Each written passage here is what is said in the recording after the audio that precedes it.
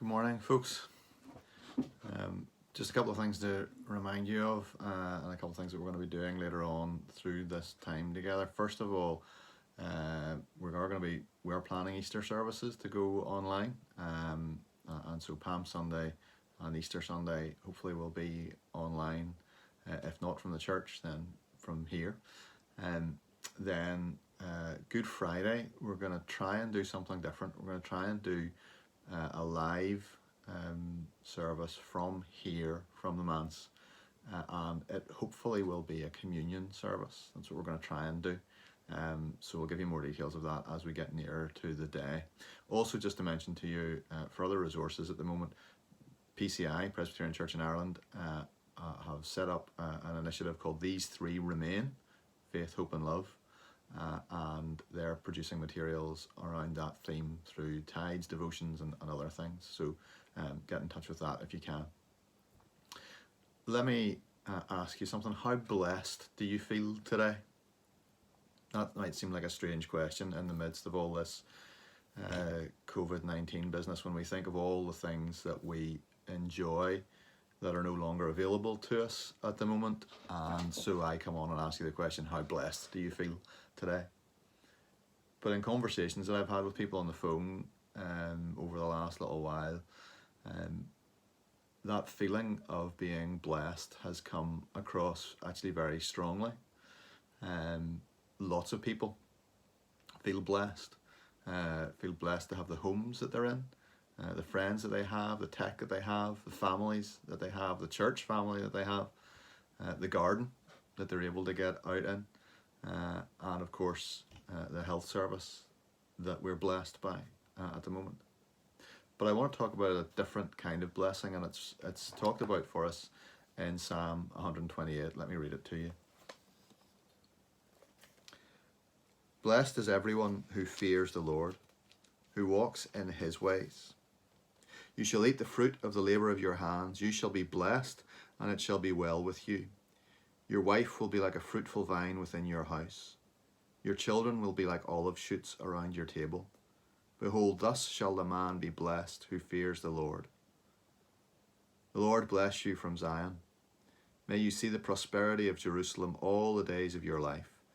May you see your children's children. Peace be upon Israel. Did you notice it there in verse 1? It says, blessed is everyone who fears the Lord. Everyone. No exceptions. None at all. Blessed is everyone who fears the Lord. That is, blessed is everyone who acknowledges who God really is, who gives God his rightful place in their lives, who seeks after him as the one true and living God. Blessed is everyone who fears the Lord. Whatever situation they find themselves in, they're blessed because of a relationship with him. In fact, even in death, we are blessed if we fear the Lord, because he has conquered death. And that's what this Easter season that's coming up is going to teach us. And this blessing that we receive from God at the end of the psalm, we're told it's a gift from the throne. The blessing of God comes from Zion, from the throne of God himself. And it is a gift. It's received. It's not earned. It's not something we deserve. It's not something that we think that we've done enough to get hold of. It's a gift. His blessing to those who fear him is a gift. And the psalmist gives an illustration of what that blessing kind of looks like when he talks about the big family around the table. You'll have heard those verses. It says, your wife will be like a fruitful vine within your house. Your children will be like olive shoots around your table. In Hebrew thought, one of the signs of God's blessing to his people was that they be fruitful, that they have a big family around the table. That was considered a blessing from God. But that's not the only symbol of blessing. And so people who aren't married or people who don't have a big family aren't exempt from this blessing. No, everyone who fears God, the psalmist is saying, is blessed like this, is blessed in this way. Whether your family is large or small, you are blessed if you live in relationship with God. And the ultimate blessing that he promises, the ultimate blessing above all, is the blessing of peace. We've used this word before, shalom. God's wholeness, God's completeness, God's ability to give you rest in the middle of apparent chaos.